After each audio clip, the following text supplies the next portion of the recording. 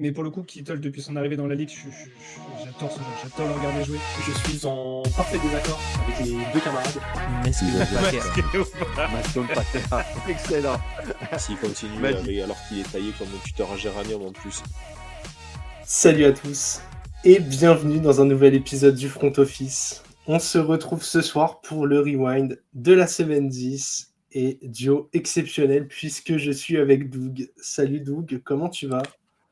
Salut l'équipe, salut tout le monde. Bah écoute, ça va bien, très content de pouvoir un petit peu revenir régulièrement sur le podcast, ça fait plaisir. Ouais, t'as vu, hein, en toute modestie, duo exceptionnel. J'ai placé la barre très haute pour nous ce soir. Oui, on peut y aller. Là c'est voilà, il n'y a pas Anto et PA, on peut. Non, non, je rigole les gars. Le tacle gratuit. Après une myriade de compliments que j'ai fait à Anto la dernière fois sur sa façon de présenter. Ouais, non, franchement, du très très lourd. J'ai pu partir en week-end italien totalement serein. Fait bien plaisir. Écoute, je suis revenu avec l'inspiration de Maradona. Voilà, je le dis clairement. Je suis chaud ce soir. Impeccable. Ouais, parce que j'étais à Naples, voilà. Donc, pour ça que je fais la petite passerelle pour tous nos fans du ballon.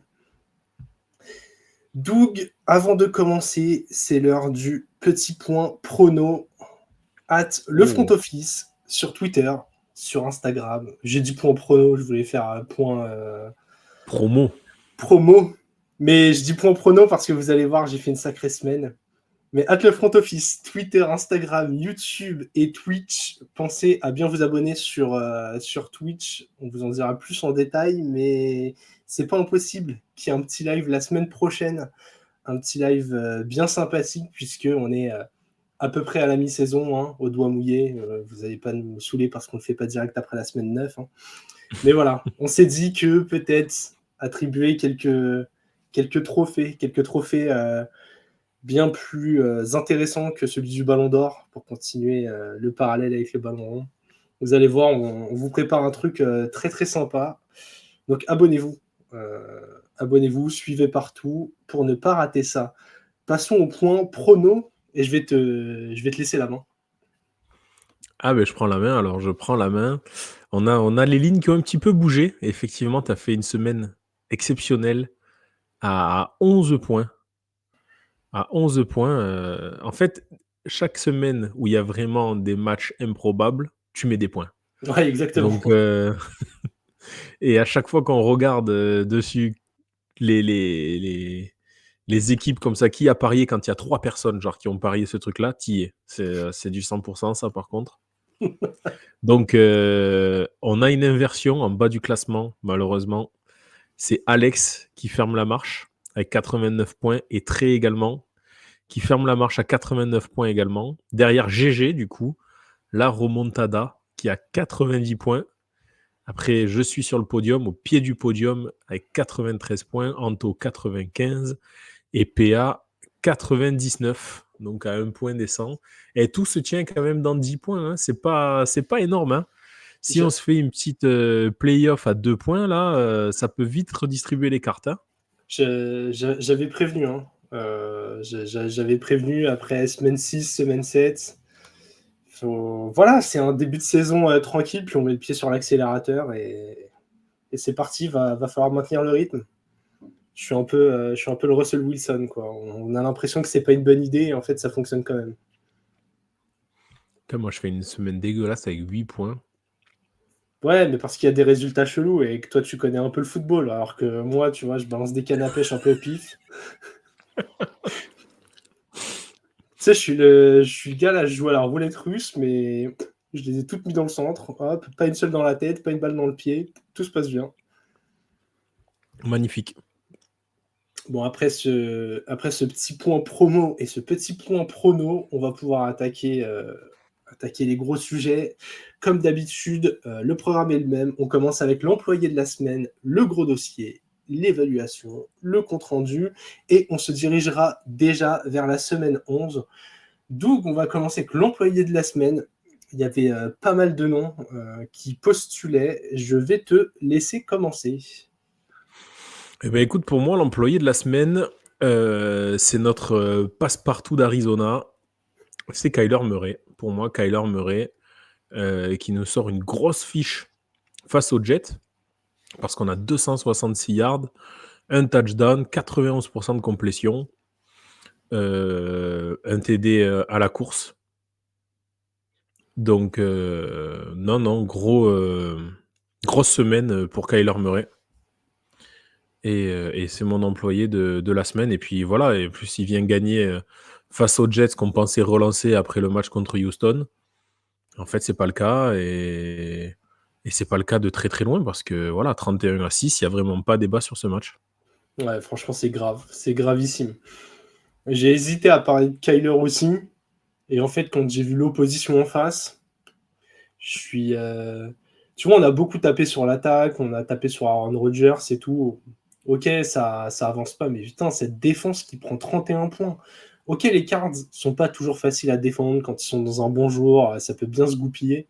Mais là, ils se sont fait ouvrir de partout. Franchement, il y a des excuses d'aucun côté du terrain. Depuis que Saleh il est parti, la défense, elle a plongé. L'attaque va un tout petit peu mieux, mais la défense, elle a encore plus plongé que ce qu'elle était en début de saison. Donc, en fait, ils n'ont pas gagné au change, quoi. Je pense qu'il devrait recruter Robert Saleh, mais en coordinateur défensif. Tu t'imagines ce truc? Genre, tu vas dans le bureau de ton patron, il dit écoute, c'est un peu chaud pour toi en ce moment. Je te rétrograde, mais essaye de faire du bon travail. C'est terrible. Ouais, non, ouais, mais c'est vrai que l'année dernière, ce qui est dingue, c'est qu'on avait des Jets qui, malgré un quarterback bancal, on avait une défense qui ont réussi à les maintenir à flot toute la saison. Et bon, ils n'ont pas un quarterback flamboyant hein, avec Aaron Rodgers cette année. C'est plus le grand Rodgers des grandes années quand même, faut le dire. Mais quand même, pour le coup, la défense, ouais, mais quel désastre quoi. C'est vraiment compliqué quoi. On dirait l'année dernière en fait, ça faisait un petit peu comme dans un bateau. Tu vois, il y a des fuites un peu partout et tu as la défense qui mettait ses doigts pour boucher. Bon, ben là, ils se sont dit, allez, terminé, on fait plus rien et c'est en train de couler costaud là. Donc, je sais pas comment on va finir cette année du côté des Jets. On a vu en plus un petit peu, on dirait, de ras-le-bol du côté de la ligne offensive. Ils n'ont pas forcément protégé Rodgers et ça semble pas très très bon quand ça commence à faire ça. Enfin, ouais. On va pas trop rester sur les Jets parce que c'était pas le sujet, mais la ligne offensive qui a du ras-le-bol. Non, t'inquiète, c'est moi qui ai fait la digression, mais j'allais dire, ligne offensive qui a le ras-le-bol, c'est l'employé de merde qui va se plaindre que son collègue travaille pas assez. Parce que putain, la ligne offensive des Jets, elle est catastrophique. Oui. En tout cas, pour revenir sur les Cards, en fait, Kyler Murray, ça lui facilite quand même vachement la vie quand Marvin Harrison capte les ballons, quoi. Enfin, quand il lui lance les ballons déjà. Parce qu'à chaque fois qu'ils ont fait un match où Marvin Harrison s'est un peu montré, tout de suite, c'était beaucoup plus fluide.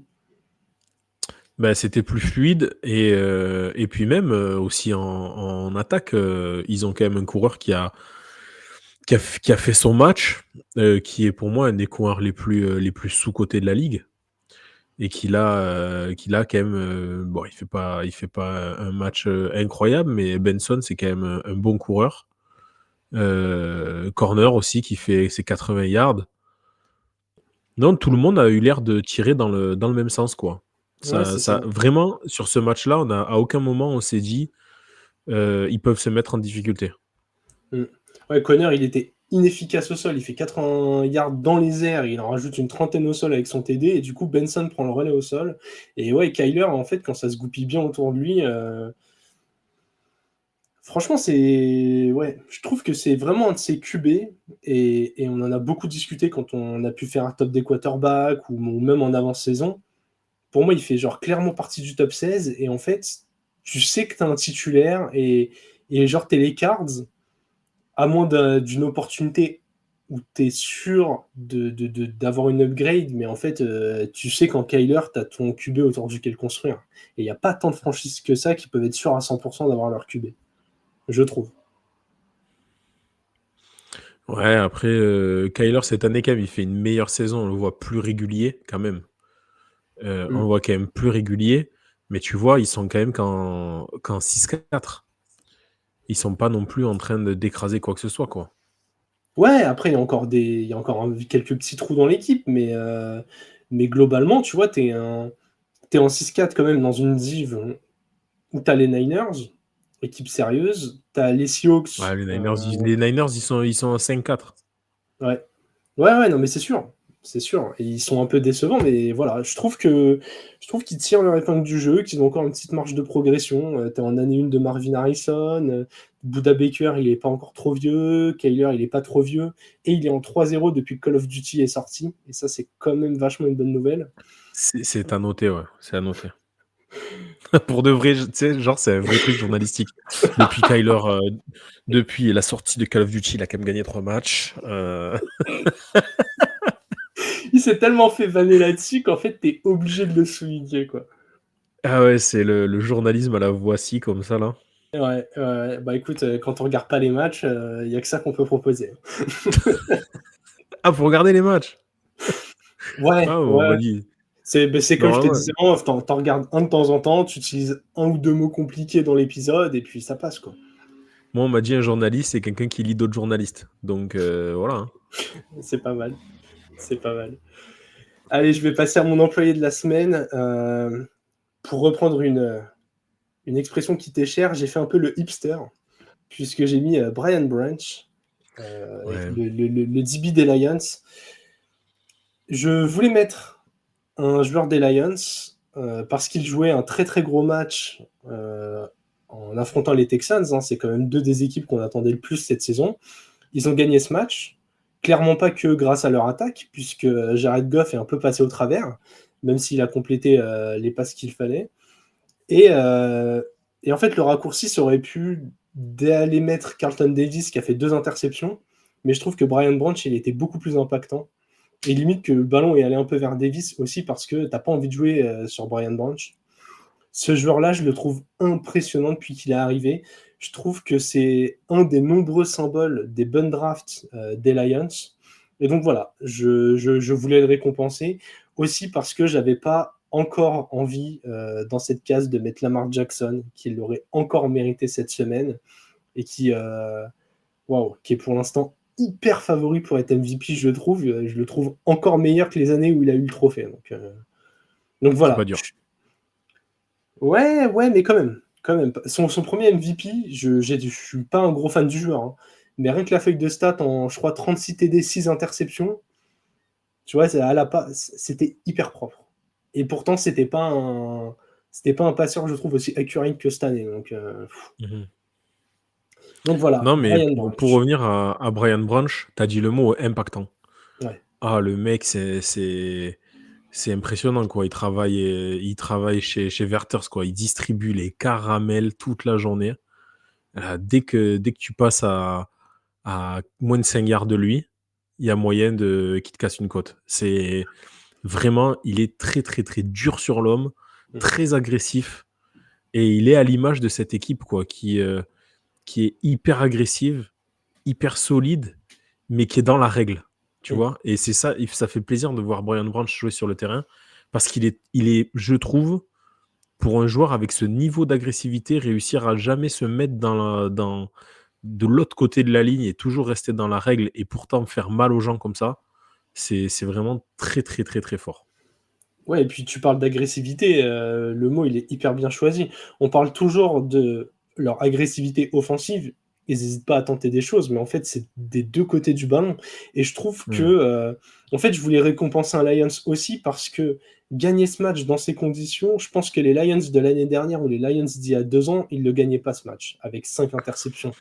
Et en fait là, ils commencent à avoir tellement un matelas, tellement une assurance à peu près tous les postes, qu'en fait, ils trouvent toujours des solutions pour gagner. Et je trouve que c'est ce qui fait la marque des grandes équipes. Donc voilà, Brian Branch Ouais. pour moi. On aurait pu en mettre d'autres, et pour en citer rapidement, moi je voulais mettre Jake Bates, le kicker, qui réussit 2 punts, deux punts à plus de 50 yards. De field goal, pardon, à plus de 50 yards au moment en plus important. On aurait pu mettre Penei Sewell qui fait une espèce de match sur la ligne.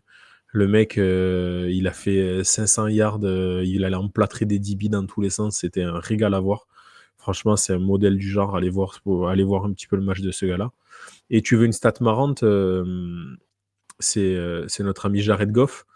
Il est c'était son 7e match à 4 interceptions ou plus. Et il est en 7-0. Incroyable. C'est là où tu sens qu'il n'a pas joué que dans des équipes bancales, quoi.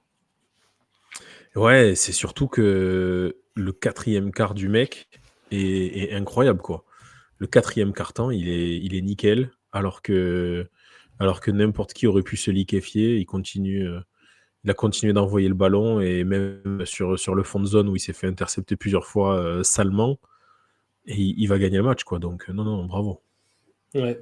Vu que tu parles de Sewell, c'est un petit débat que j'ai vu passer et j'aimerais beaucoup avoir ton avis là-dessus. Ça va faire partie de mes petites digressions de la soirée. Ils sont de la même draft, ils ont tous les deux fait un énorme match ce week-end. Si tu avais le choix entre Penei Sewell et Ja'Marr Chase en tant que franchise, genre t'as le premier choix, t'es en mode redraft, tu vois ce qui s'est passé. Après, j'ai envie de dire, ça dépend de ce que t'as dans ton roster, mais en termes de valeur de joueur, tu sais que Chase, il est exceptionnel, mais je suis même pas sûr de choisir Ja'Marr Chase, quoi. Je trouve que Sewell, il est trop fort. En fait, moi, je vais mettre un point d'honneur sur la ligne, mais parce que c'est ce qui va se poser comme question, je pense, pour les Patriots l'année prochaine, qui vont se retrouver avec un choix assez haut, qui n'iront pas chercher un quarterback quoi qu'il arrive, et qui vont devoir choisir entre prendre un receveur ou prendre un homme de ligne, parce que c'est les deux choses dont ils ont besoin. Quand tu as ton franchise quarterback, je pense qu'il vaut mieux le protéger en prenant un bon tackle. Parce que tu vas capitaliser sur sa santé, parce que tu vas lui donner du temps pour faire briller des receveurs qui seraient moins bons que celui que tu serais allé chercher en haut dans la draft. Mais vu qu'il a plus de temps pour pouvoir lancer le ballon, il arrivera peut-être plus à les faire briller. Donc on va dire ce que tu gagnes, ce que tu perds en fait en qualité de joueur, tu vas le gagner en temps pour ton quarterback, et tu rajoutes le côté je vais pas le blesser. Ouais. Et puis dans la construction d'équipe, là où je te rejoins, c'est pareil. Donc je préfère déjà protéger mon QB. Quand tu as un talent comme Sewell, tu y vas les yeux fermés, hein. Et surtout, si tu as envie de donner une arme à ton QB, alors les receveurs sont de plus en plus NFL ready, mais si vraiment tu sens que déjà tu es prêt à gagner, genre tu es un CJ Stroud, bah, tu fais exactement ce que les Texans ont fait, tu vas chercher un Stephon Diggs, quoi. Tu vas pas chercher spécialement un rookie. Et en plus, j'ai l'impression, tu as raison, parce qu'en plus, j'ai l'impression que sur le marché des free agents, étant donné qu'on se retrouve avec beaucoup de receveurs qui sont NFL ready, qui sortent de la fac, on se retrouve avec beaucoup de mecs qui sont sur le marché des free agents. Alors que si tu regardes les gros, que ce soit les gros tackles, les guards ou les centres, s'ils sont verrouillés dans une franchise, les mecs ne bougent pas. Ouais. C'est beaucoup plus dur d'aller le faire bouger, ou alors il part à la fin quand on estime qu'il est rincé, quoi. Ouais. Ou contre un chèque tellement énorme que s'il a une blessure, il te tue ton salary cap, quoi. Il te tue ton salary cap pour un joueur de ligne, et c'est pas forcément ce qu'ils font non plus, quoi. En tout cas, allez voir, j'ai vu la vidéo passer sur les réseaux sociaux ce week-end et j'ai trouvé ça vraiment sympa de le revoir. Les images de la draft room des Lions, quand ils voient les Dolphins drafter Jalen Waddle juste avant Penei Sewell, ils célèbrent ça comme s'ils venaient de gagner le Super Bowl. Ils savent qu'ils viennent de tirer le jackpot, quoi. Est-ce que tu crois que si les Miami Dolphins ils prennent Penei Sewell, eux prennent Waddle? Ça c'est une bonne question. Et est-ce qu'ils seraient là où ils sont avec Waddle et pas de Sewell? Je pense pas. Donc tu as ta réponse sur est-ce qu'il vaut mieux avoir un receveur ou un tackle? Ouais. J'étais déjà un peu convaincu, mais là, cette démonstration a mis le point final à tout ça. Même si Chase, c'est quand même autre chose que Waddle, je trouve. Oui, non. Et d'ailleurs, Chase aurait pu être aussi dans les joueurs de la semaine, parce qu'il fait un match mais incroyable. Ouais. Oh, merci, je l'ai en fantasy partout, merci. Il m'a fait gagner tous mes matchs. N'est-ce Mais, pas, Alex? mais c'est quand même mieux pour être joueur de la semaine d'être dans une équipe qui gagne. Moi, c'est souvent une de mes philosophies. C'est vrai, sinon on aurait pu mettre Bureau aussi. Bureau, il fait une saison MVP alors qu'ils ont un bilan catas. Bref. Ouais, compliqué la saison des Bengals. Allez, on va passer au gros dossier. Et écoute, je vais commencer par le mien parce que c'est une action que tout le monde a vue. Je vais pas faire très très long, mais je vais parler du field goal bloqué par les Chiefs contre les Broncos. Je trouve que cette action, elle est symptomatique du début de saison des Chiefs. C'est cette impression qu'il ne peut rien leur arriver, même quand ils sont mis en danger. Ils ont été, j'ai plus tout le score en tête, mais je crois qu'ils ont même été menés 14-3. En tout cas, Oui. ils étaient vraiment en mauvaise situation. Et j'ai eu, vraiment dans ce match, j'ai eu une impression de play-off, genre de premier tour play-off. Enfin, premier tour. Eux, ils ont souvent une bye, mais justement, genre, ce match après la bye où tu as une équipe qui a joué le premier tour et genre, ils ont du mal à se mettre dedans. Je crois qu'ils avaient eu un match comme ça contre les Titans en play-off il y a genre 2 ou 3 ans. Peut-être 4 ans, les années passent si vite, mais où ils attaquent mal le match, ils sont vite menés de 10 points, et en fait, même moi devant le match, je sais très bien qu'ils vont finir par le gagner. J'ai eu cette même impression-là ce week-end. Il reste un... Mais là, il le gagne quand même avec une espèce de panache incroyable. Ouais, parce que franchement, les Broncos, ils font leur match, ils appliquent bien leur plan de jeu. Je trouve que Bonix, il fait le boulot. Sutton, c'est pas une superstar, mais il est fiable. Au sol, Sean Payton, il n'hésite pas à prendre des grosses décisions. Il a dit, je vais donner les ballons à Audric Estime, il le fait. Et en fait, le jeune coureur fait un super match. La défense, franchement, à Denver, même quand ça a attaqué mal la saison dernière ou la saison d'avant, ils ont toujours fait le boulot. Et là, les Chiefs, minimum syndical en attaque. Mais encore une fois, ils sortent l'action au moment où il le faut. Donc il y avait field goal pour la gagne pour les Broncos. Et là, ils se prennent une marée des Chiefs. Tu as l'impression que tous les joueurs sur le terrain pouvaient la contrer, tellement que les gars sont passés à travers. Assez incroyable. Franchement, je continue à penser qu'ils peuvent tenir cette saison invaincus, quoi. Ils évitent même les matchs pièges. Je les trouve effrayants. Avant, l'attaque des Chiefs, elle faisait peur à tout le monde. Ouais. Après, c'est la défense des Chiefs qui a fait gagner tous les matchs. Et quand c'est ni l'un ni l'autre qui arrive, ils vont faire un contre. C'est les équipes spéciales qui sont trop fortes. Donc, tu vois absolument pas comment ils peuvent perdre. Ça doit être d'une frustration à jouer. Et tu sais, pourtant, moi, j'aime bien les Chiefs de manière générale. J'ai vraiment aucun grief contre eux. Et puis Mahomes, c'est un joueur incroyable, et Kelsey, un joueur incroyable, et Creed Humphrey est un centre incroyable. Donc, voilà, j'aime bien l'équipe de manière générale. Mais quand ils jouent contre les Bucks la semaine dernière, tu sais, le truc de râler des arbitres, etc. T'es obligé de râler, mais les arbitres, ils sont obligés d'aller dans ce sens-là. Ils sont tellement dominants qu'il y a forcément un biais de base. Et les grandes équipes sont toujours arbitrées de cette façon-là parce qu'ils sont tellement au-dessus.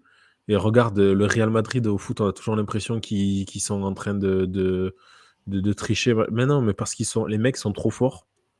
Et toi, tu essaies de te rattraper à des petits trucs. Ben, le petit truc, c'est l'arbitrage. Parce que tu peux rien faire. Mahomes, tu peux jamais. Combien de fois il s'est fait sac dans la saison?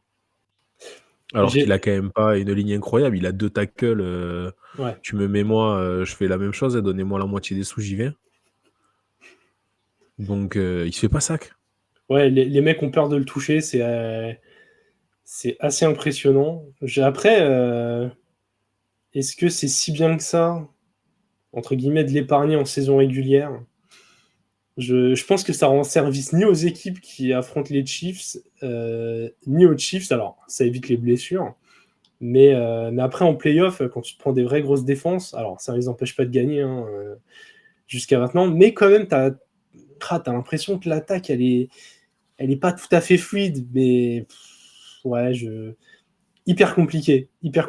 Franchement, au début de la saison, je me disais, ouais, quand même, enchaîner un 3e titre, c'est chaud. Et plus on avance, plus j'ai l'impression que les mecs sont intouchables. Ouais. Ils sont vraiment en mission. L'année dernière, ils étaient entre deux. Ils vont quand même gagner le Super Bowl. Et là, tu te dis, en fait, Mahomes, déjà, peut réaliser un truc historique. Et en fait, ce qui est effrayant, c'est que tu arrives semaine genre 6, tu as perdu Rashee Rice, Isaiah Pacheco, qui étaient les 2 joueurs qui faisaient tourner ton attaque. Tu te disais que ça allait mettre Kelsey dans le formol pour la saison régulière. Donc voilà, tu viens et quand tu vois les 2 blessures, tu te dis: «Ouais, c'est vraiment trop dur d'enchaîner les 3, ça va bugger» et en fait, les mecs, ils ont toujours pas perdu un match. Ils ont tradé pour DeAndre Hopkins. Ils ont fait revenir Kareem Hunt, le gars, on dirait le Kareem Hunt de 2017. Il avance sur le terrain, tu savais même plus qu'il savait faire ça et en plus de ça, depuis 2-3 ans là, leur défense, elle devient effrayante. Donc bon, genre on parlait de Brian Branch tout à l'heure. Moi, je suis aussi fan de Trent McDuffie. Parmi les DB, je le trouve. Les mecs, ils ont perdu Snead. On s'est dit, ah putain, ils perdent leur cornerback 1. Ouais, quand tu vois ce que Snead il fait chez les Titans et que tu vois la saison de McDuffie, tu fais bon, bah, tout se passe bien, quoi. La saison de Karlaftis aussi. Ouais. En fait, Alors ils qu'il ont revient plein de de blessure. ouais, ils ont plein de joueurs un peu intermédiaires comme ça. Allegretti l'année dernière, hein, qui est après parti là prendre son contrat chez les Commanders, mais ils te sortent toujours des joueurs qui sont moyens bons et qui, genre, dans le système des Chiefs, t'as l'impression que c'est des cadors. Tu vois des C'est All-Pro. ça. Effrayant. C'est ça. Les mecs sont effrayants. Ils ont dû faire un pacte avec le diable ou quoi. Et vu la tête de la femme à Mahomes, ça m'étonnerait pas. C'est Allez, gratuit. je te laisse parler de ton gros dossier après cette punchline. Allez, mon gros dossier, et je vais m'énerver sur mes Bucks. C'est le dernier drive contre les Niners. Les Bucks, ça fait 3 matchs de la saison qu'ils perdent comme ça, 2 en prolongation et 1 sur le dernier drive. On parlait d'équipes qui sont décimées, machin, etc. Ils perdent Mike Evans, ils perdent Chris Godwin. Malgré ça, tu as un Cohen qui arrive à faire quelque chose avec cette attaque-là, qui arrive à faire briller des Cade Otton, qui arrive à faire briller des McCollum, qui arrive à faire briller des types top. Et pourtant, alors que tu as une identité défensive, tu n'es pas capable de faire un stop au bon moment. Et une fois, ça peut arriver. 2 fois, tu te dis, bon, c'est chaud. 3 fois, vous êtes des imbéciles. Au bout d'un moment, c'est plus possible de continuer. Voilà, Todd Bowles, t'es bien gentil, merci pour les travaux. Mais à un moment donné, tout le monde connaît ton système maintenant. Tout le monde s'y est adapté. Tu es incapable de t'adapter, toi, en cours de match. Tu es incapable de faire un stop, de mettre en place quelque chose. Ce dernier drive, il reste 40 secondes aux Niners.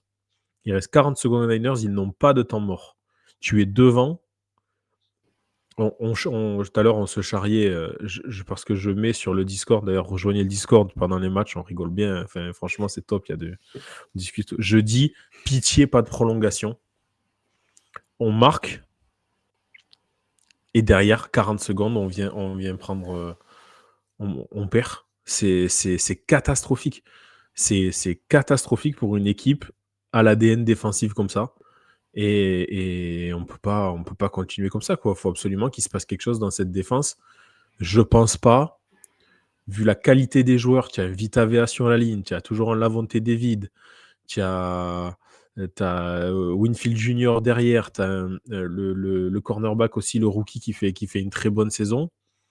C'est honteux de perdre 3 matchs comme ça. Franchement, au bout d'un moment, Baker Mayfield, il va péter un plomb, il va se battre avec eux à l'entraînement ou quoi, j'en sais rien. Mais l'attaque ne peut pas, en étant elle décimée, réussir à performer autant et la défense s'écrouler autant et faire perdre les matchs surtout, quoi.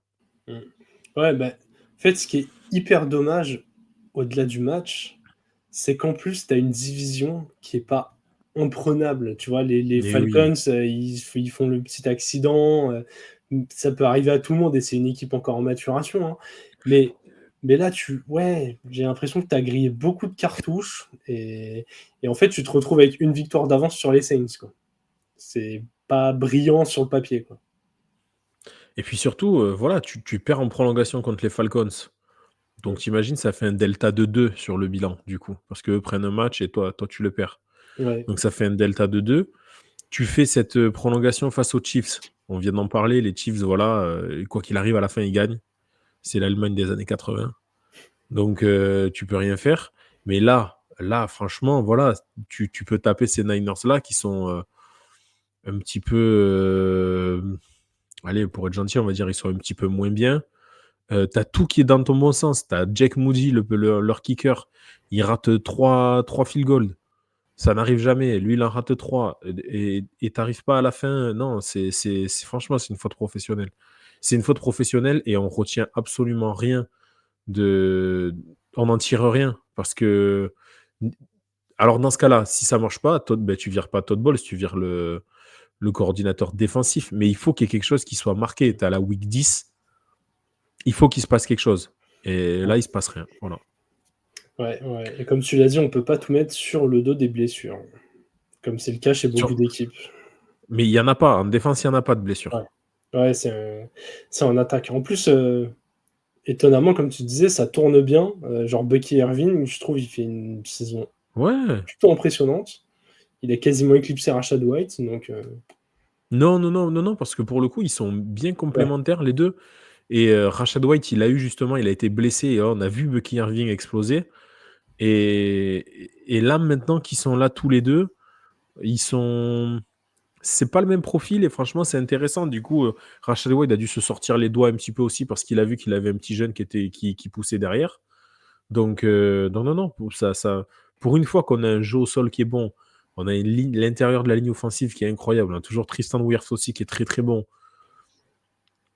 Ça tourne avec Baker Mayfield. Je pense qu'on peut le dire, les Bucks avec ce Baker Mayfield-là depuis 2 saisons, surtout cette année où il a vraiment aucun match où il passe à travers, parce que ça pouvait être un petit peu son péché mignon. Tu as ton QB pour les prochaines années. Et tu arrives, malgré les blessures de tes 2 receveurs stars, à tourner comme il faut. Et tu perds. Non, c'est pas correct. Voilà. Donc, ils sont dans le gros dossier et pas dans la flop équipe. Comme ça, ils ont pu prendre une bonne tarte dans la gueule. Allez. On s'énerve. On est toujours déçu des gens qu'on aime. Hein. C'est pas, je vais pas dire je suis déçu des Jets. Ah ouais, moi, c'est pour ça que même j'ai arrêté de parler des Titans. Hein. Je suis passé à autre chose. Hein. Écoute. C'est à l'année prochaine, quand on aura tradé pour Dak Prescott à l'intersaison, et puis on verra ce qui se passe. Voilà, je balance mes petites hot takes comme ça. Déjà pour l'année prochaine. Je les note. On est à 32 minutes. Je note au fur et à mesure. Je vais te faire un petit... Une compile. Un petit top 10. Une petite compile. Allez, on va passer à l'évaluation. Top équipe et flop équipe. Top équipe, j'ai mis les Steelers. On parle pas si souvent d'eux, je trouve. Et pourtant, ils le méritent bien. Ils sont en 7-2. Ils ont gagné 28-27 contre des Commanders, toujours accrocheurs. Et ce que j'aime chez ces Steelers, alors je le reconnais, j'étais pas du tout fan du fait de mettre Justin Fields sur le banc et de mettre Russell Wilson. Wilson ne fait pas non plus un match exceptionnel, hein, il complète que 50% de ses passes, même s'il y a 3 TD et une interception. J'ai l'impression que c'est un jeu un peu tout ou rien, beaucoup de passes profondes, et du coup Pickens se fait plaisir.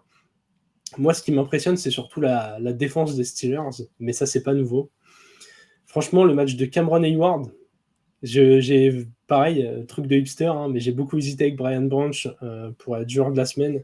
Il était au four et au moulin, il a passé sa vie à harceler Jayden Daniels et la ligne offensive des Commanders. Et je trouve que ce qui matérialise bien le fait que la défense a annihilé un peu l'attaque des Commanders, malgré ses 27 points, c'est le nombre de yards à la course de Jayden Daniels. Je crois qu'il fait genre 3 courses pour 5 yards. Et quand tu arrives comme ça à bloquer un quarterback aussi mobile que lui, c'est souvent que tu as réussi, tu avais un plan de jeu, que tu as bien appliqué ton plan de jeu et que ça se passe plutôt bien.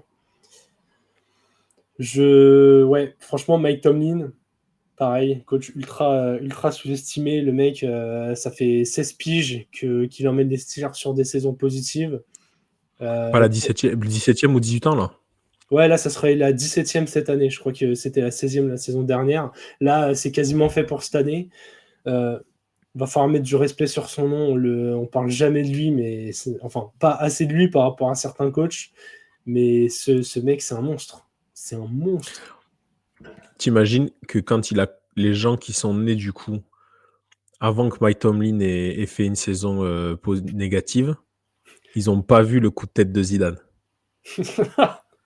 Oh, c'est incroyable dit comme ça. Oh, le parallèle ballon rond pendant tout l'épisode là. On fait un fil rouge. Non, ouais, je voulais mettre les Steelers aussi. Je voulais mettre les Steelers aussi. Tu vois, c'est l'anti-équipe Bucks. Tu sais que la défense, quoi qu'il arrive, va te faire gagner les matchs. Et que l'attaque te la fera pas perdre. Et c'est ce qu'on disait la semaine dernière. Il suffit pour les Steelers de mettre plus de 20 points et ils gagnent le match. Alors là, il a fallu en mettre un petit peu plus quand même. Hein. Ce qui est, tu vois, ils en ont pris 27. Donc c'est le score le plus haut de la saison pour eux. Donc ça montre encore une fois le talent, on va dire, et puis la bonne forme des Washington Commanders. Mais par contre, tu vois, par rapport à ce que tu disais, je trouve que autant Jayden Daniels sur les premiers matchs courait beaucoup, prenait beaucoup de coups, et c'est ce qui lui avait valu la fameuse tirade du tuteur à Géranium qui risque de se casser à tout moment. Depuis, je pense qu'il a dû être vacciné. Il a dû en prendre un qui lui a fait du bien.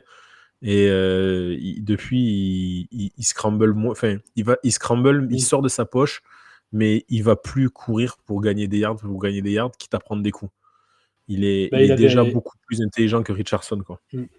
Ouais, largement. Il avait raté un match où Mariota avait joué parce qu'il avait pris un choc énorme dans les côtes. Donc, mais tu vois, franchement, même au-delà d'aller au contact, d'habitude, il y a toujours au moins une impro dans le match où il va chercher 8-9 yards parce que pas le choix, sans entrer dans la défense, où il sort du terrain et tout. Mais là, j'ai l'impression qu'il a été hyper bien contenu. Alors, il s'est encore hyper bien connecté avec McLaurin, 5 réceptions, 113 yards, je crois. Incroyable, vraiment, ce duo fonctionne à merveille. Les TD sont tous venus au sol par Eckler et McNichols. Mais ouais, franchement, tu l'as dit, les Steelers prennent 27 points, plus gros total de la saison. Ils en ont mis un peu plus pour gagner. Mais je les mets en top équipe parce que ils jouent des Commanders qui sont solides cette année. Et ce match, fallait le prendre. Ça les met en hyper bonne position pour les playoffs. Et en fait, tout se passe bien parce que d'habitude, on dit que quand tu as 2 quarterbacks, c'est que tu n'en as pas. Eux, ils ont juste 2 quarterbacks. Voilà, ça marche. Ils ont aussi un duo de coureurs assez complémentaire entre Najee Harris et Jaylen Warren. Et même à la réception, tout se passe bien. Il y a des cibles. La défense, on sait ce qu'elle vaut. J'ai envie de dire, c'est tout droit maintenant. Alors moi, je les avais mis... je vais vérifier, mais il me semble que je les avais mis premiers en AFC Nord, les Steelers, cette année. Ils sont en 7-2, je suis en train de regarder, et ils sont premiers ou pas? Non, il y a les... Est-ce que les Ravens sont devant?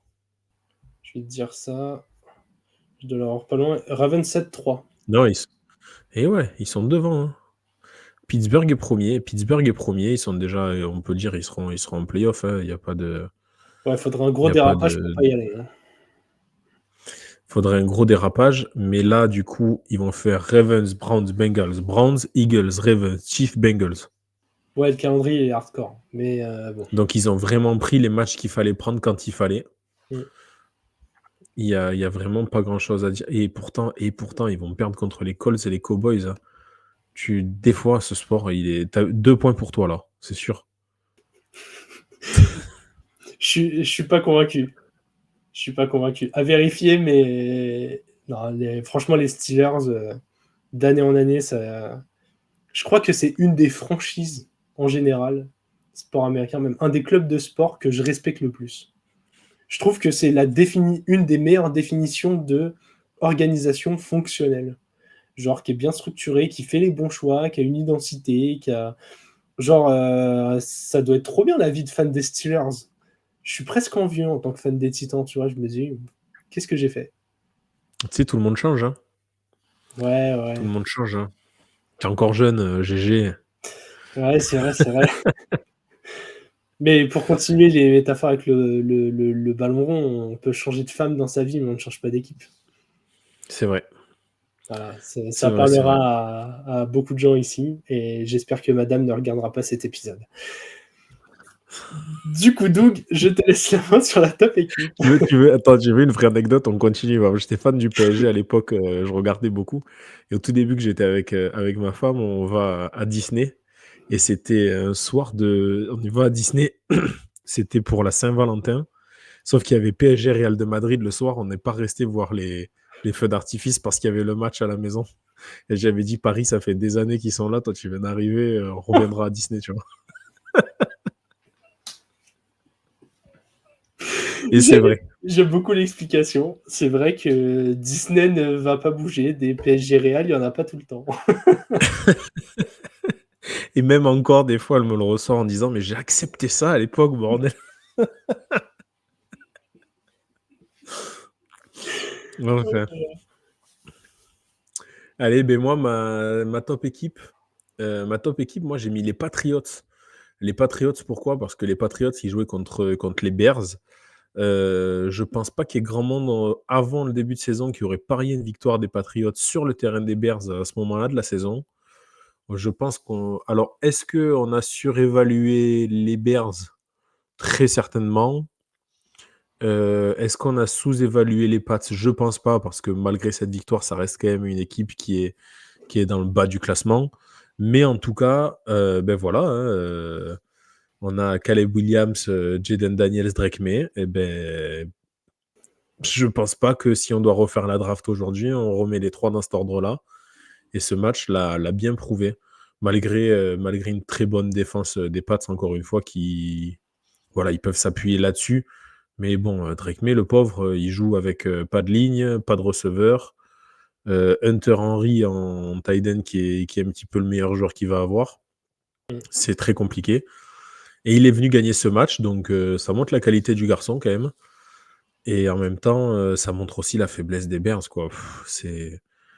Il va falloir que j'ai mis une petite annonce sur France Travail. Je pense que Maté Berflus sera pas loin d'être le prochain à nous rejoindre. Ouais, je pense qu'il va pouvoir refaire son CV pour postuler à droite à gauche parce qu'il va bientôt avoir du temps libre. Je ne sais pas si vous avez vu passer, la dernière fois, j'ai vu passer une infographie sur les équipes qu'Eberflus a battues. C'est que des équipes catas, quoi. Il n'a jamais gagné un match important. Ça ne m'étonne pas. Je ne l'avais pas vu, mais ouais, ça fait partie de ses coachs. En fait, ça te fait pas rêver. Tu te demandes pourquoi il a un poste quand tu vois certains assistants. Enfin, c'est... Alors, pour ceux qui ont regardé le Hard Knocks d'intersaison, on peut quand même dire que son plus gros fait d'armes, c'est de s'être laissé pousser la barbe, Eberflus. Donc bon, ça pose le bonhomme, quoi. Ils ont fait un quart d'épisode là-dessus. Donc, Non, mais franchement, alors, je souhaite pas de malheur à Caleb Williams. C'est encore un jeune joueur, il a le temps de se déployer. Tu parlais de est-ce que si on refait la draft maintenant, on les prend dans le même ordre? Je pense que la réponse, elle est clairement non. Et du coup, j'en profite pour faire un coucou à nos camarades du Triplé Podcast qui, eux, dans leur fiche d'intersaison pour la draft, avaient prévenu que Caleb Williams était probablement un peu surévalué par les Américains, si ce n'est beaucoup. Et c'est très drôle parce que du coup, sur Twitter, je suis pas mal de créateurs de contenu américains aussi. Et ils sont tous là en mode je comprends pas comment Caleb Williams peut faire des matchs comme ça. Son talent, il n'a pas pu disparaître. Le joueur qu'on voyait à la fac, il était bien meilleur que ça. En fait, je suis assez fier de dire que le scouting français a l'air quand même vachement pertinent. Et voilà, ça fait plaisir à voir. Alors, encore une fois, il a encore tout le temps de progresser et de s'imposer. Mais là, il est quand même à la tête d'une équipe des Bears où on lui a mis un trio de receveurs qui est franchement dans le premier tiers, voire le premier quart, voire peut-être encore mieux des trios de receveurs de la ligue. Ça a investi sur la O-line et la défense des Bears n'est pas vilaine depuis le début de la saison. Franchement, on l'a quand même mis au volant d'une belle voiture. Et pour l'instant, ça ne va absolument nulle part. Et ouais, il est jeune, mais sur le terrain, je le trouve plutôt désastreux. Et tu l'as dit, quand tu vois Drake May à côté, qui est lui mal entouré, et que tu vois ce qu'il est capable de produire, bah, tu te dis qu'il y a peut-être plus de talent chez Drake May. moi, je l'avais au-dessus de Caleb Williams, personnellement. On pourra ressortir les enregistrements. Je me rappelle d'une discussion avec Trey. Et j'avais Drake May au-dessus de Caleb Williams. Et par contre, je m'étais complètement planté sur Jaden Daniels. Là-dessus, on est d'accord. Ouais. Mais après, Encore une fois, c'est des mecs qui sont en année 1, ils ont joué 10 matchs. Quand je fais les discours à dire attention, on n'enterre pas Bryce Young, il est que dans sa 2e année, ça fonctionne encore plus pour les mecs qui sont dans leur première année.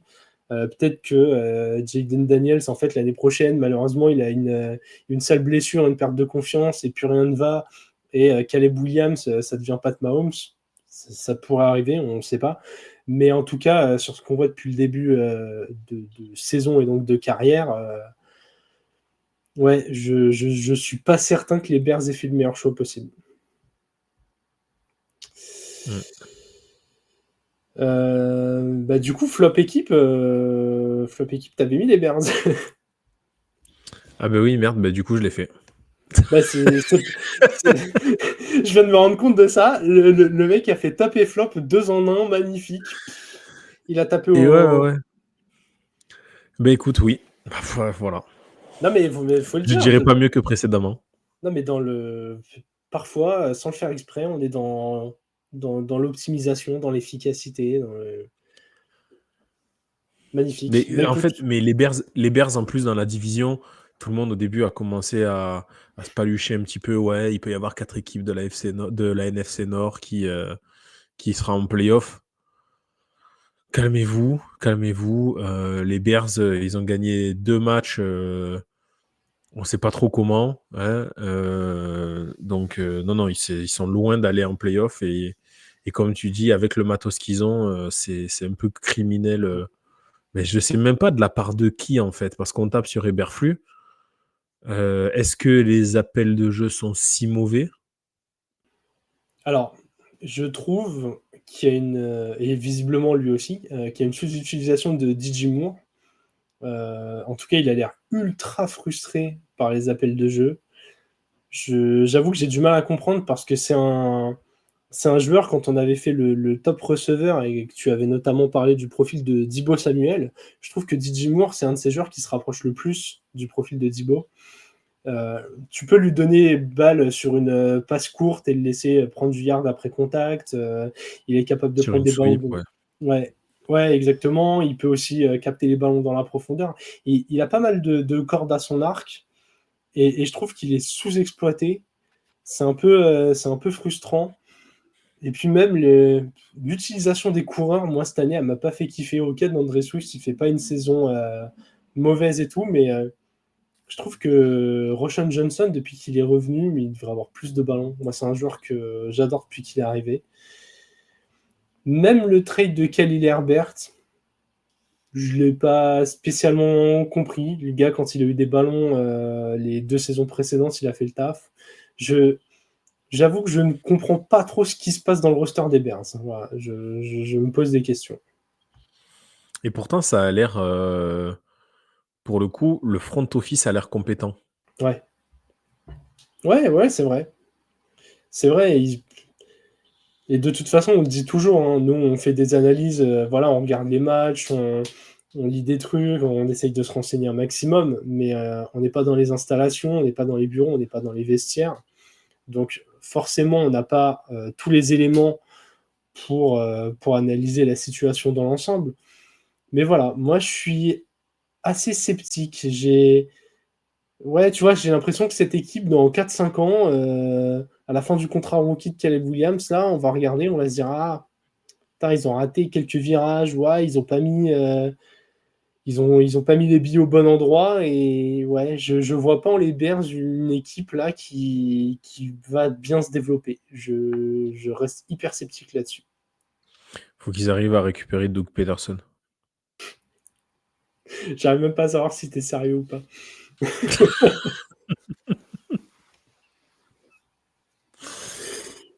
Non, c'était méchant, gratuit. Ouais, non, Doug Peterson, ça devient compliqué. Bon, écoute, en flop équipe, moi j'ai mis les Falcons. On a évoqué le nom de cette équipe tout à l'heure quand tu as parlé des Bucks, mais eux, ils ont aussi raté ce qui ressemblait presque déjà à une balle de match dans la division. Ils sont allés perdre contre des Saints décimés. Et en fait, pour moi, tu es obligé de tomber en flop équipe à partir du moment où tu prends 2 TD de MVS, qui globalement... Non, mais il faut le dire, MVS, qui est un receveur très très bof, que même Pat Mahomes a eu du mal à faire briller. Et une fois que tu as dit cette phrase, une défaite avec 2 TD et plus de 100 yards de MVS, genre c'est carton rouge. T'es flop équipe de la semaine. Je trouve que, tu vois, je disais, les Lions, ils ont gagné un match qu'avant, ils auraient perdu 2 millions de fois. C'est la différence cette année entre les Lions et les Falcons. Les Falcons, ils vont sûrement gagner la div, ils vont faire les playoffs, mais en fait, pour moi, ils ne pourront pas gagner de match coup près parce qu'ils n'ont pas encore ce bagage. Il y a encore beaucoup de jeunes joueurs, ça n'a pas encore l'expérience de la gagne, ça n'a pas encore assez de vécu, en fait. Je trouve que c'est une belle première année de projet et je pense que l'année prochaine, ils seront encore plus dangereux. Mais ouais, pour moi, c'est assez symptomatique, même si, voilà, je reste prudent. Les matchs de division, c'est toujours un peu piège, mais là, cette défaite, elle est criminelle. Cette défaite, elle est criminelle et pourtant, elle était prévisible vu qu'on l'a prévue avec Anto. Elle était tellement prévisible. Moi, tu vois, tu veux une équipe qui surperforme par rapport au début de saison, alors que c'est pourtant pas terrible, c'est eux, quoi. Ils ont gagné des matchs ric-rac, beaucoup de matchs ric-rac qui sont tombés du bon côté. C'est la saison et c'est assez inhérent à Kirk Cousins, j'ai l'impression.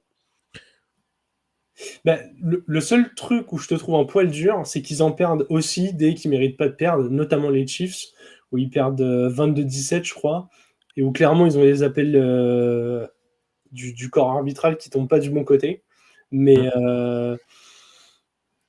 ouais, de toute façon, hein, moi je l'ai dit, re-regardez, c'est toujours dispo, le replay est dispo sur YouTube, le top des quarterbacks. Moi, j'ai pas mis Cousins dans mon top 16 parce que justement, je pense que c'est un QB qui te fait pas gagner, mais cet effectif a tellement de talent sur les autres postes que tu te dis, ouais, t'as un shot pour faire un truc sympa en playoff. Il y a des playmakers dans tous les coins. En fait, si l'effectif n'est pas encore si complet, mais je trouve que le parallèle avec les Lions, il pourrait être presque poussé.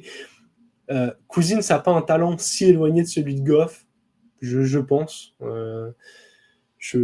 En tout cas, ou alors je me trompe complètement, mais j'ai l'impression que c'est ce profil de joueur, pocket passeur. Hein. Alors, Goff a déjà joué un Super Bowl et du coup, il a plus de vécu.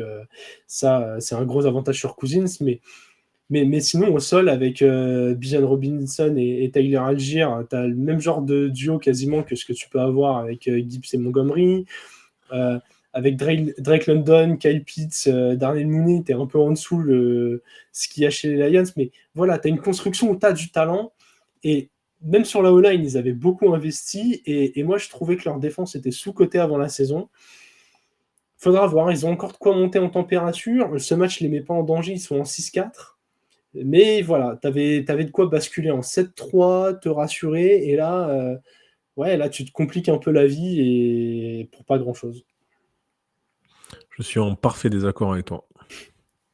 Sur l'effectif. Sur la qualité de l'effectif. Après, je sais que t'es pas fan de Kyle Pitts, mais tu vois, par exemple, je trouve que cette année, il remplit son rôle. Pas son rôle de bloqueur, mais moi, je l'ai toujours vu comme un receveur. Et je trouve que dans son rôle de receveur, il fait le taf cette année. Il n'est toujours pas joueur générationnel, comme on l'a vendu pour un top 5 de draft. Ouais, ça je suis d'accord. De toute façon, prendre un tight end au 4e choix, franchement, t'as combien de tight ends sur les 15 dernières années qui, même en regardant la carrière en rétrospective, qui méritent un top 5 de draft? T'as Gronk, Kelsey. Kelsey, Kittle. Moi, je pense que Laporta, tu peux y aller. Je suis même pas sûr. Tu vois, allez, ouais, on a 3-4, allez, voilà. Je pense que dans tous les cas, c'était une erreur. Après, ils font des trucs chelous, hein. Ils ont pris Penix en 8. Ouais, oui. T'avais moyen de mettre du talent ailleurs. Notamment en défense avec un pass rusher à ce moment-là, parce que je crois que Jared Verse, qui sera sûrement le rookie défensif de l'année, était dispo. Ouais, Jared Verse, il était pris plus loin, ouais. En tout cas, voilà, les Falcons tombent dans les flops équipes. Et c'est mérité. Compte rendu Parce de la semaine. Pas les Falcons. Surtout quand on est fan d'une équipe qui est dans la même div. Et je pense que Anto signait avec toi. Oui. Il les appelle ses maudits piafs. Et pourtant, il y a beaucoup d'équipes avec des piafs en NFL. Allez, compte rendu de la semaine avec le score des différents matchs. Donc, on le rappelle, les Ravens ont battu les Bengals 35-34 et ont quasiment enterré la saison des Bengals. Les Panthers, dans le match qui avait lieu en Allemagne, ont battu les Giants. Les Panthers en 3-7, 2 victoires de suite pour Bryce Young, ça fait plaisir. Les Pats ont battu les Bears, tu l'as dit. Les Bills ont battu les Colts 30-20. Les Bills 8-2, ça continue à avancer. Allen est pour l'instant, je pense, top 3 MVP sans trop de discussion. Les Chiefs ont battu les Broncos avec le miracle dont nous parlions tout à l'heure. Les Saints ont donc battu les Falcons 20-17. Les Niners ont battu les Bucks 23-20. Les Steelers ont battu les Commanders 28-27. Les Vikings se sont imposés 12-7 contre les Jags dans ce qui était probablement un des matchs les plus pitoyables de la semaine. Les Chargers ont battu les Titans 27-17, des Titans qui sont en 2-7. Ma saison est déjà terminée depuis longtemps. Les Eagles... Moi, tu regardes sans pression le dimanche. Hein. Ah bah ouais, maintenant, limite j'ai du temps pour regarder les autres matchs, quoi, tu vois. Je le dis honnêtement, je ne garde pas. Tu le fais pas, mais... Ouais, parce que je préfère partir en week-end à Naples et m'enfiler des pizzas. Les Eagles ont disséqué les Cowboys 34-6. Cowboys en 3-6 et grosse info, fin de saison pour Dak Prescott. Autant dire que le tank est de sortie et que CeeDee Lamb va être bien content en attendant la saison prochaine. Les Cards ont aussi détruit les Jets 31-6.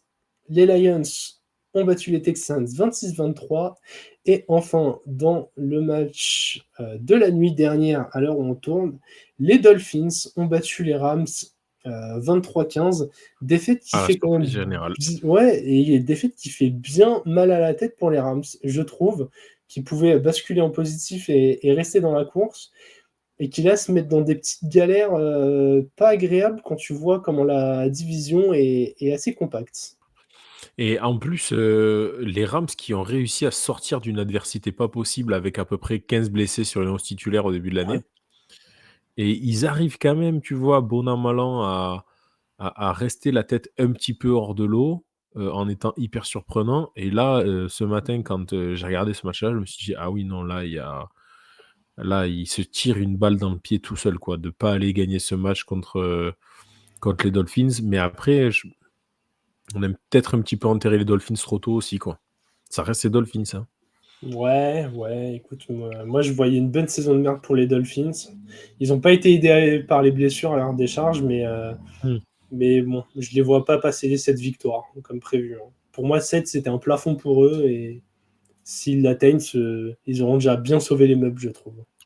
Ouais, mais si tu veux, moi 7 pour le coup, moi j'étais plus sur 7, c'était un plancher, mais avec la blessure de Tua, etc. Moi, je pense que, genre, avec Tua, tu pouvais en prendre 7 ou 8, mais quand tu voyais la gueule de la défense, en fait, tu peux pas jouer en NFL quand tu as une défense qui n'arrête pas l'adversaire. Au bout d'un moment... tu peux pas faire que des matchs qui finissent à 42-40. C'est pas possible. C'est pas possible. Surtout que je trouve le jeu des Dolphins ultra stéréotypé et qu'ils ont énormément de chance d'avoir un Devon Achane qui marche sur l'eau cette saison. Parce que, en fait, si t'as pas Tyreek pour étirer le terrain, il se passe rien, quoi. Donc voilà, assez compliqué. Et globalement, on est 6 dans le podcast et on soutient 6 équipes où la saison est bientôt terminée, quoi. Disons qu'on va pouvoir se retrouver pour le Super Bowl et être tranquille, quoi. Il n'y en aura pas un qui aura une pression de dingue. On va passer un bon moment. Tu dis le Super Bowl, on va pouvoir regarder les playoffs en détente. Non, mais je dis, c'est prévu qu'on se rejoigne au Super Bowl chaque année, vous le faites. Voilà, là, on sera tranquille, quoi. Il n'y en aura pas un qui va stresser toute la soirée. Non, même si très très sympa de partager le Super Bowl en ayant des fans qui sont là. L'année dernière, on avait Joe Gactou et Lucho, notamment à la soirée, un fan des Chiefs, un fan des Niners.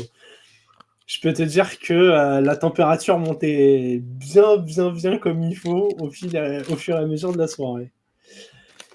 Allez, on va terminer en se dirigeant vers la semaine 11 avec un Thursday Night Football qui fait vachement plaisir. Et je pensais pas dire ça avant la saison, mais les Commanders en 7-3 vont sur le terrain des Eagles en 7-2. On a deux des équipes avec les meilleurs bilans de la ligue. Un duel de division en plus de ça. Et écoute, je vais prendre la main sur ce sujet, puisque dès que j'ai vu l'affiche, je me suis dit, oulala, ça sent pas bon pour les Commanders. Genre, faut stopper la spirale négative direct. Parce que tu viens de perdre un match serré contre les Steelers. Ça arrive même à des équipes très sympathiques. Je veux dire, perdre contre les Steelers, voilà, rien d'infamant. Mais on est quand même sur une équipe jeune, menée par un quarterback rookie, où je pense que la confiance et l'élan jouent vachement dans les résultats. Et là, c'est un peu un match contre double, contre un adversaire de div. Je pense que tu te faciliterais bien la tâche à tout de suite te remettre à l'endroit, d'autant plus que tu joues des Eagles qui, depuis le retour d'A.J. Brown, enchaînent bien. Moi, l'équipe ne m'impressionne pas particulièrement, mais les résultats sont là. Donc, pour être honnête, je vais faire un prono maintenant. J'ai un peu peur que les Eagles déboîtent les Commanders, genre qu'il y ait plus 15 Eagles. Ce qui est dingue, c'est que là, tu viens de me donner le 7-2 Eagles. Putain, je trouvais qu'ils faisaient une saison moyennasse. Ouais. Je vérifie quand même que je dise pas de conneries, parce que, mine de rien, ça m'arrive souvent. Mais, tac, Eagles, non, ouais, 7-2, c'est bien ça. Ben oui, ben écoute... Moyennasse, mais putain, ils ont tellement de talent, quoi. En fait, quand t'as Saquon Barkley et A.J. Brown en attaque, déjà, ça aide à marquer des points. Et la défense fait le taf.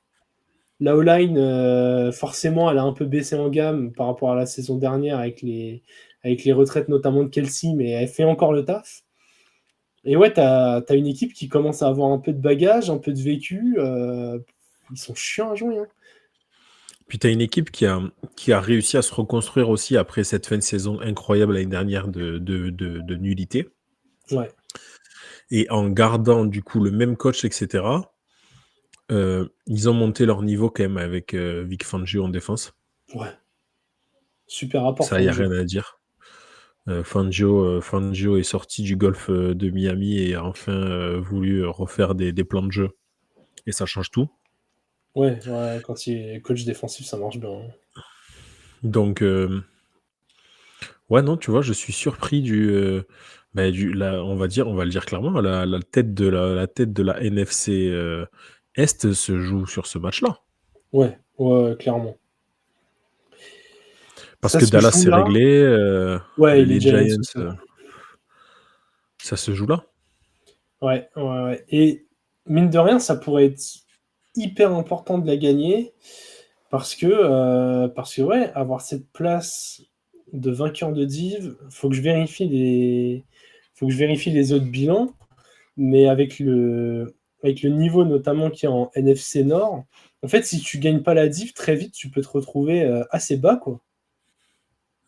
Ah oui. Parce que t'as les Vikings qui sont en 7-2 aussi, par exemple. Donc, ouais, mais eux, ils vont pas le rester. Je ne pense pas non plus, mais pour l'instant, ils sont là. Et à l'inverse, ils vont peut-être pas le rester.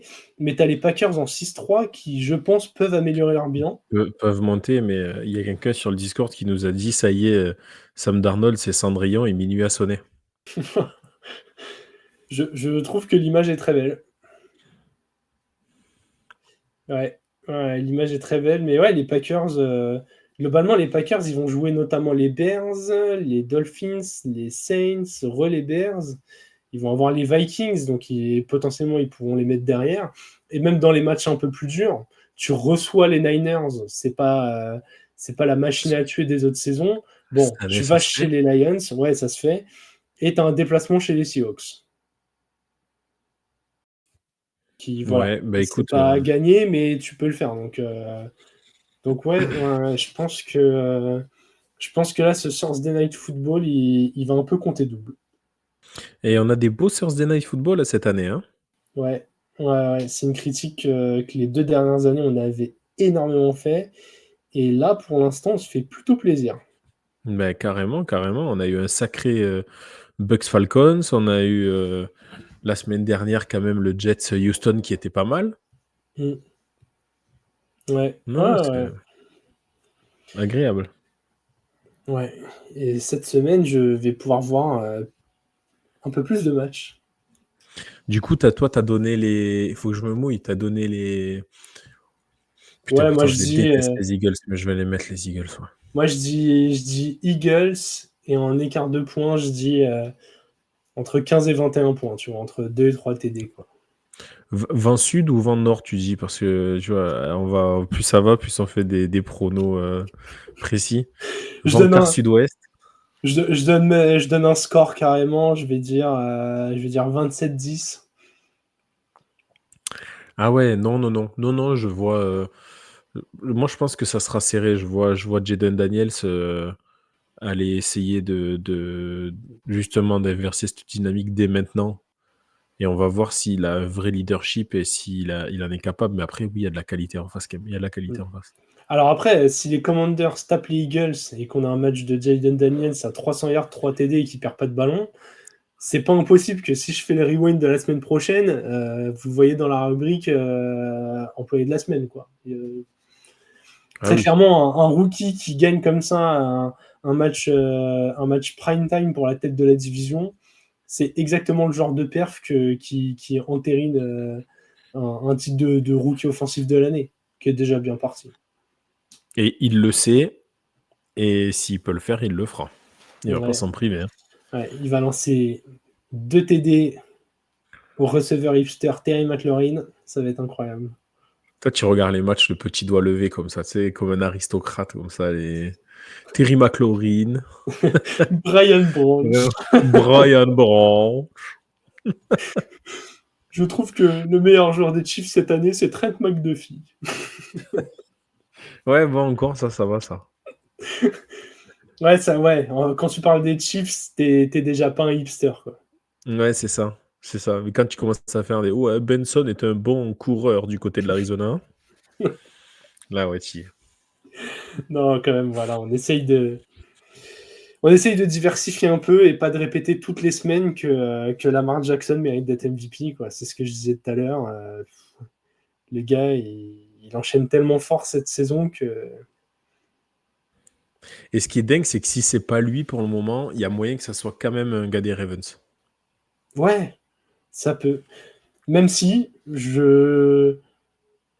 Oh là là, et si c'est pas lui parce qu'il y a un écroulement ou qu'il se met à faire n'importe quoi, je trouve que Josh Allen, il a tellement une tête de Dark Horse. Les gars, ils sont 8-2. Au début de la saison, Coleman, il attrapait pas un ballon. Derrière, il l'a transformé T'as l'impression qu'il a participé à le transformer en top receiver. Le gars, il s'est blessé. Amari Cooper qui débarque. Khalil Shakir, le gars, il va te faire une saison à milliards, comme ça, les yeux fermés. Kincaid n'est même pas exceptionnel et l'attaque, elle avance.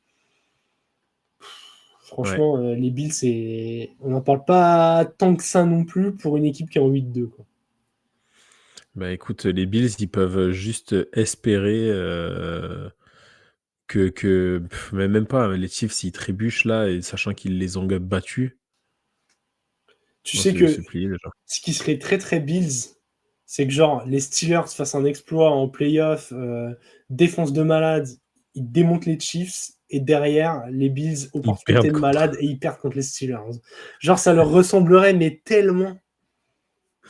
Ouais, c'est vrai.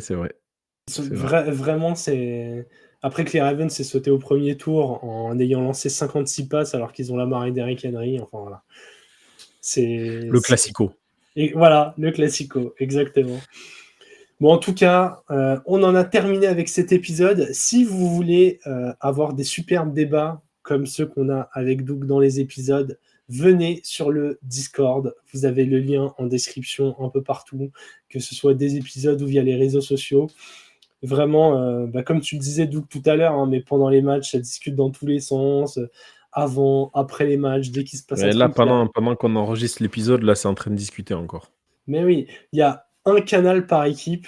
Donc franchement, il y a de quoi vous faire plaisir, même si vous ne suivez que votre équipe. Il y a des canaux pour les matchs, les coachs virés, les blessures, la fantasy avec les camarades de Fantasy Ballers. On sait que vous êtes très très nombreux à jouer et à participer à leur ligue. Donc pareil, venez, ils font aussi la promo de leurs épisodes dessus. Profitez-en, venez poser vos questions. Et puis ouais, que vous suiviez la NFL depuis 1 an ou depuis 20 ans, vous trouverez forcément quelqu'un avec qui discuter. C'est ultra sympa, c'est bonne ambiance. Donc voilà. Rejoignez le Discord et bien sûr, pensez à nous mettre une bonne note sur l'épisode.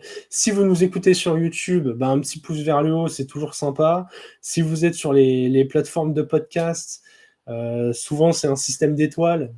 Mettez 5 étoiles, ça nous aide pour le référencement. D'autres gens le découvriront. N'hésitez pas à liker, à partager. Voilà, ça prend 1 ou 2 clics et nous, ça nous aide énormément. Ça vous coûte rien du tout. Voilà. Vraiment, hein. Vraiment, on le dit, on le répète et on se dit ah ouais, mais du coup, tous les médias disent ça et je passe ma journée à mettre des likes. De toute façon, vous scrollez 3 heures par jour. Donc, on est en train de dire que vous êtes complètement improductif. Je balance des tacles au pif, mais un gars comme Lucho qui est prof, il a du temps libre, je suis désolé. Ça, c'est pas un tacle au pif, hein. Ça, c'est un constat, monsieur. Je profite du petit tacle parce que voilà, en ce moment, je prends un peu de temps pour passer sur leurs épisodes et ils font du très très bon travail. Donc je me permets d'aller les voir aussi. Et ouais, et d'ailleurs, même si vous êtes fan que d'une équipe, le Discord, c'est aussi un espace où on laisse de la promo au podcast des équipes. On a les potos des Saints, par exemple, avec Elio et John.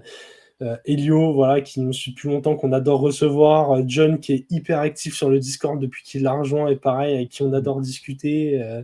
On a les Panthers, notamment, avec Franz. Enfin, vraiment, il y a de tout. Il y a de tout. Donc, et je devrais normalement très bientôt aller faire un petit tour du côté de ces bons vieux Jets pour faire un petit épisode avec eux. Là, ils ont eu l'amabilité de m'inviter et je vais aller voir ça. Franchement, cette romance entre Tonton Latrelle et toi, je la trouve assez incroyable. Ça a commencé c'est pas par moi. des... Non, c'est avec Aurélien.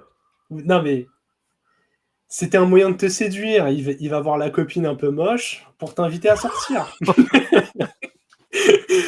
On l'a tous fait, ça. Je rigolerais, c'était le petit tacle gratuit. Non, mais voilà, franchement, c'est moi, pas j'adore. du tout moi, Chorel. C'est celui qui représente le mieux le front office en plus. Je sais même pas comment il est censé prendre ça.